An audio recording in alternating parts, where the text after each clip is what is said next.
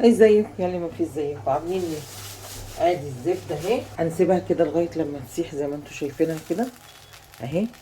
وبعد كده نوطي، هنبقى معاكم خطوه بخطوه. شايفين قربت تسيح، شيلونها لسه طبعا ما استوتش خالص، وانا موطيه عليها البوتاجاز تسيح بنفسها لغايه لما تسيح اهي. قربت تسيح. بصوا بقى كده الزبده اهي ساحت كلها. طبعا لازم تبقى الحله واسعه وكبيره، ليه؟ علشان الزبده دي بتفور زي اللبن. دي هي عليت مني اهي لغايه الاخر، هي كده بتفور. لو انا عليت عليها النار اكتر، لو عليت عليها النار بصي بتفور فين، بصي بتطلع فين. فانا مش هعلي عليها النار علشان الحله بتاعتي مش كبيره قوي لل5 كيلو. فهمتي؟ عشان ما تفرش لازم تقبي ايدك فيها كده علشان، وتقبي واقفه جنب منها بتاع حوالي ربع ساعه. هي بتتعب لازم تقبي واقفه جنب منها علشان الزبده ما تفرش منك. وهوريها لك في الاخر خالص لما الرغاوي دي تنزل خالص كلها، ما تبقاش فيها رغاوي كده كده، هي لسه زبده. اول ما تبقى قدامي سمنه هوريها لكم، هفتح الفيديو تاني عشان بس ما يطولش عليكم. بصوا انا طفيت النار علشان اوريكم الزبده كانت لغايه فين.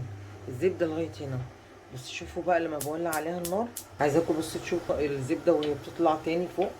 بصوا، بصوا بتطلع تاني بتفور يعني. خدوا بالكم من النقطه دي، تبقوا موطيين النار عشان الزبده بتفور. بصوا كل ما والنار بتبقى عاليه بتطلع تطلع تطلع تطلع، ممكن تتدلدق مني لو الحله مش مستوعباها. طول ما انت موطيه تبقي انت في امان، والزبده كمان ما تتحرقش وتستوي على نار هاديه. لكن بصي لما بعلي النار بصي بتبقى عامله ازاي، شايفه؟ فطبعا لازم تبقي موطيه النار وانت واقفه معاها. بصي يا بنات، دي المرحله اللي قبل السوا على طول. بصوا كل ما توسع بقى العمليه كل ما ده يوسع اكتر، كل الرغاوي دي تروح على الجناب وتتلاشى كده، يبقى السمنه بتاعتي استوت. بصوا لسه السمنه بتاعتي ما استوتش. بصوا كده لسه ما استوتش، فيها لبن لسه ما استوتش. كل ما بتوسع كده الدايره كل ما بتبقى كده ايه، خلاص قربت تستوي. تمام. واقفين برضه بنقلب كده بنقلب علشان خاطر ايه، طبعا موطيين النار، مش من مصلحتنا خالص ان احنا نعلي النار. اهو شايفين كده انا طفيت عليها، شايفين اهي بقت سمنه صافيه مفيهاش اي عقاره خالص. سمنه اهي زي الفل. بوريلكم البطرمان التاني، صلى على النبي، كله يصلي على النبي، اللي انا كنت بوريكم فيه في الاول. وبقى كده على جنب، واهي بوريكم بقى الحله بسم الله ما شاء الله. ولا مرطه. بصوا طلعت المرطه بتاعتها قد ايه اهي. بصوا ال5 كيلو دي المرطه بتاعتها بس، دي ال5 كيلو. بصوا اهي،